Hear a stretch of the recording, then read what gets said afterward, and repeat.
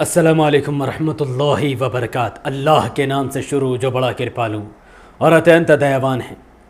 मेरे भारत के भाई और बहनों, हमने भारत का अटूट अंग लद्दाख के गलवान वैली को खो दिया है इस निकम्मे और पाखंडी प्राइम मिनिस्टर नरेंद्र मोदी जी की वजह से। जबकि हम सब जानते हैं कि लद्दाख का गलवान भारत का अटूट हिस्सा है। चाइना ने हमारे देश की 20 जवान आर्मी के जवान को मार मार कर मौत के घाट उतार दिया, शहीद कर दिया और 100 से भी ज़्यादा जवान को घायल करके गलवान पर कब्जा कर लिया। लेकिन नरेंद्र मोदी जी ने वापस हमले करने की जगह प्रेस कॉन्फ्रेंस की और लाइव आकर कहा कि चाइना ने भारत के किसी भी हिस्से पर घुसपैठ नहीं की और ना ही उसने किसी पोस्ट पर कब्जा किया और ना ही कोई झड़प हुई। कितनी अजीब बात है कि 4 फिंगर तक हमारे देश की आर्मी 1 फिंगर से लेके 8 फिंगर तक पेट्रोलिंग करती थी और हम सब उसको देश का अटूट अंग, अटूट हिस्सा मानते थे। लेकिन चाइना ने 4 फिंगर तक आकर कब्जा कर लिया। जब उसने भारत की जमीन पर घुसकर 4 फिंगर तक कब्जा किया तो हमारे देश की आर्मी वहां पर जाती है पेट्रोलिंग के लिए, तो चाइना की आर्मी हजारों की तादाद में, 2000 की तादाद में आर्मी, हमारी सैकड़ों की तादाद में जो सेना थी, जो फौज थी, उन पर हमला करती है। लोहे की रॉड लेकर, लोहे का भाला लेकर, नोकीले कील से, और मारती है, इतना मारती कि 100 से भी ज़्यादा जवान घायल हो जाती हैं और 20 हमारे जवान की मौत हो जाती है। यहाँ तक कि 3 जवान ऐसे थे जिनके चेहरे को भी पहचानना मुश्किल हो गया था।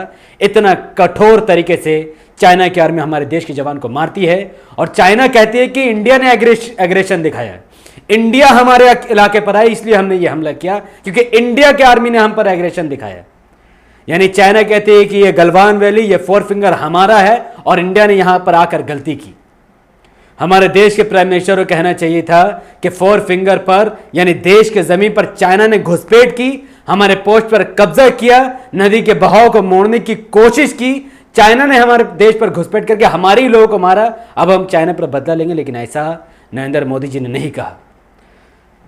भक्तों द्वारा चुने गई सरकार भारतीय जनता पार्टी का प्राइम मिनिस्टर नरेंद्र मोदी जी ने कहा कि चाइना ने घुसपैठ किया ही नहीं है।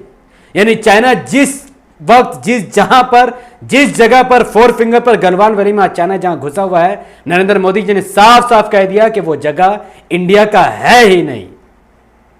नरेंद्र मोदी जी कहते हैं कि कोई पोस्ट पर कब्जा नहीं हुआ तो इतना बड़ा झड़प कैसे हुआ? तब इतना बड़ा झूठ, इतना साफ, इतना सादा, इतना क्लियर झूठ नरेंद्र मोदी ने कहा, जिसको अनुभव के अलावा दुनिया का कोई भी कौम, कोई भी नस्ल के इंसान, कोई भी इंसान इस बात को मान ही नहीं सकता है कि चाइना ने इंडिया में घुसकर पोस्ट पर कब्जा नहीं किया, 4 फिंगर पर जाकर वो बैठ नहीं किया, नदी के बहाव को मोड़ने की कोशिश नहीं की, अपने बुलडोजर और कई सारे खंदक उसने नहीं खोदे और हमारी जवान को उसने नहीं मारा।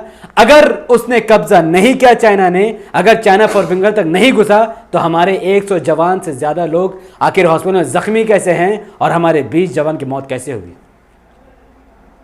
साफ जाहिर है कि नरेंद्र मोदी और उसकी पूरी सरकार चाइना से डर गई। ये कायर कौम, ये कायर गवर्नमेंट लगातार भारत देश को धोखा दे रही है।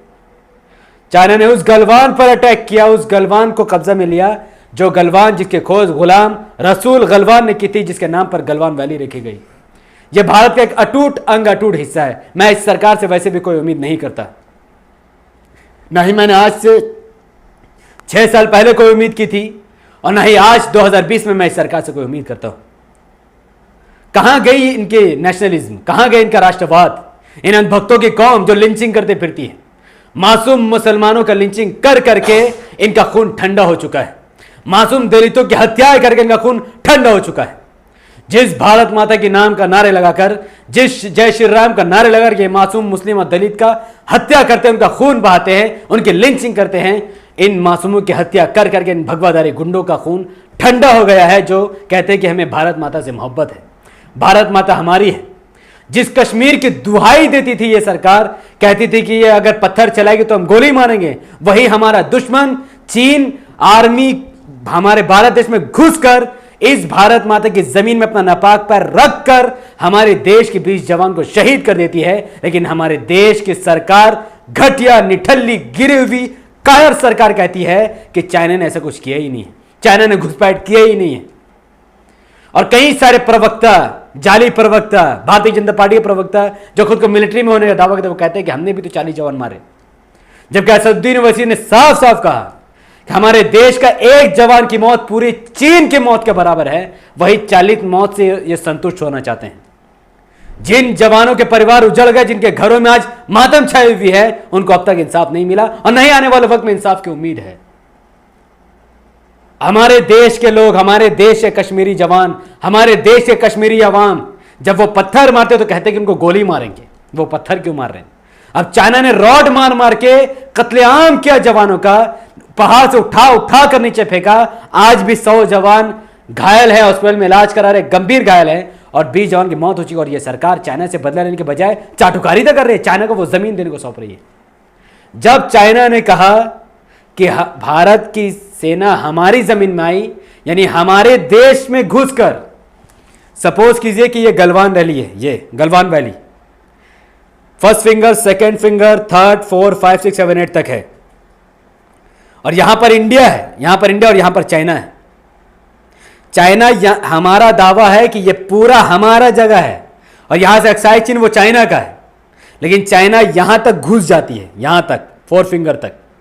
यहां तक घुसने के बाद कहती है कि ये हमारी जगह है और जब हमारी इंडियन आर्मी यहां पर आती है तो ये इंडियन आर्मी पर अटैक करती है, रॉड से, कुल्हाड़ी से, तलवार से मार मार कर 20 जवान को शहीद और 100 जवान को जख्मी कर देती है और इस जगह को पूरी तरीके से कैप्चर कर लेती है।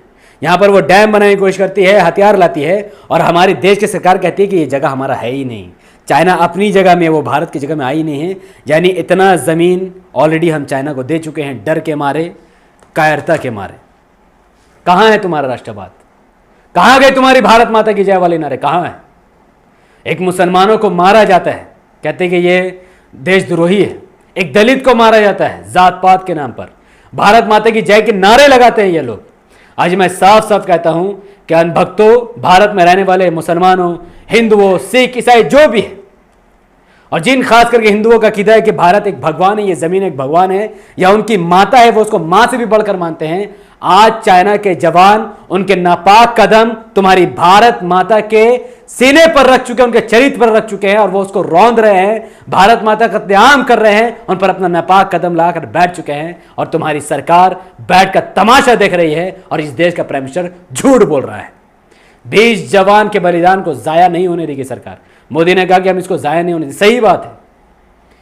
20 जवान की बलि जाया नहीं होगी, इसलिए नहीं कि हम चाइना पर अटैक करेंगे, ऐसा कुछ नहीं होने वाला है। ये डरपोक सरकार, इनकी औकात नहीं किसी से लड़ने की। बल्कि ये 20 जवान का बदला कैसे लेंगे? बिहार में इलेक्शन में पुलवामा अटैक का बदला लिया ना हम लोगों ने। वो उरी हमला जो हुआ वो तो मुझे नहीं पता, लेकिन पुलवामा के नाम पर हमने वोट बटोरा और नरेंद्र मोदी जी वापस जीत गए। अब इस बार बिहार इलेक्शन में मोदी जी ने पूरा प्लान कर दिया, इसीलिए उन्होंने बयान दिया है कि वहां पर गलवान वैली में चाइना के खिलाफ बिहार रेजिमेंट ज्यादा मजबूत है, ताकि बिहारियों को बेवकूफ़ बनाकर, उनको अनभक्त बनाकर इनका वोट ले ले। तो जो 20 जवान की शहादत हुई और 100 जवान घायल है, बदले में हम चाइना को नहीं मारेंगे, बल्कि यह सरकार इलेक्शन जीतेगी, वहां पर बीजेपी की सरकार बनाएगी बिहार में, लोगों को बेवकूफ़ बनाकर। इतना दोहरा चरित्र, इतना घटिया राजनीति पूरे दुनिया में कोई भी सरकार नहीं चलती है, जो भाजपा ही चलते रहते हैं हमारे देश में। भाइयों, कांग्रेस की सरकार हो चाहे बीजेपी की, यूपीए की सरकार हो चाहे एनडीए की, ये बात सही है कि ये लोग, ये दोनों सरकार जितना ज्यादा दंगा मचाती है, जितना ज्यादा कत्लेआम करती है, जितना ज्यादा अपने ही लोगों को मारने में तुली रहती है, चाहे वो नोटबंदी के नाम पर हो, चाहे वो दिल्ली दंगा के नाम पर हो, या चाहे किसी भी डिसीजन पर हो, इन लोगों की ताकत नहीं कि किसी से जंग करके अपने दुश्मन को मारा जाए। यानी अपने नागरिक को मारने से फुर्सत नहीं है। अपने नागरिक को कैसे लाइन में खड़ा करके मारना इन दोनों के लिए आसान है, लेकिन दुश्मन पर हमला करना इनकी कायरता को दर्शाता है कि कभी दुश्मन पर हमला नहीं करेंगे। अब भी कुछ नहीं बिगड़ा है, अभी भी फिंगर 4 पर चीन है। आगे अगर हम इसे यहीं पर छोड़ देंगे तो ये पूरे लद्दाख पर कब्जा करेगा, अरुणाचल प्रदेश पर कब्जा करेगा और कल को ये कश्मीर पर भी नजर मारेगा और आसाम पर भी नजर मारेगा और भारत का भविष्य खतरे में चला जाएगा, क्योंकि देश का बजट आर्मी से ज्यादा भ्रष्टाचार में जा रहा है, जिसकी कोई भी पड़ताल करने वाला नहीं है।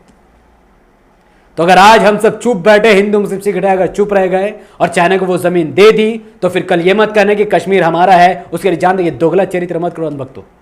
अगर तुम कश्मीर को भारत का हिस्सा कहते हो तो बेशर्मी के जैसा ये मत कहो कि चीन ने उसको ले लिया, तुम उसको भी भारत का हिस्सा कहो। लेकिन इन भक्तों का चरित्र नहीं है, इसके लिए मुसलमानों को ही आगे आना पड़ेगा। उन लोग आना पड़ेगा जो बीजेपी को वोट नहीं देते, जो अनभक्त नहीं है।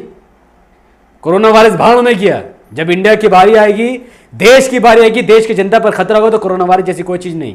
अब रोड में आओ, सोशल डिस्टेंसिंग के साथ भारत पर एहतजाज करो, यहाँ की सरकार के खिलाफ, हमारे देश सरकार के खिलाफ प्रेशर बनो कि वो चीन पर हमला करे, क्योंकि चीन लगातार इस नदी को मोड़ने की कोशिश कर रहा है और भारत पर एक प्लानिंग बना रहा है कि वो पहाड़ पर चढ़कर हमारे लोगों पर अटैक करेगा, बमबारी करेगा, गोली चलाएगा, मिसाइल चलाएगा और हमारे देश की जनता की जान खतरे में पड़ जाएगी।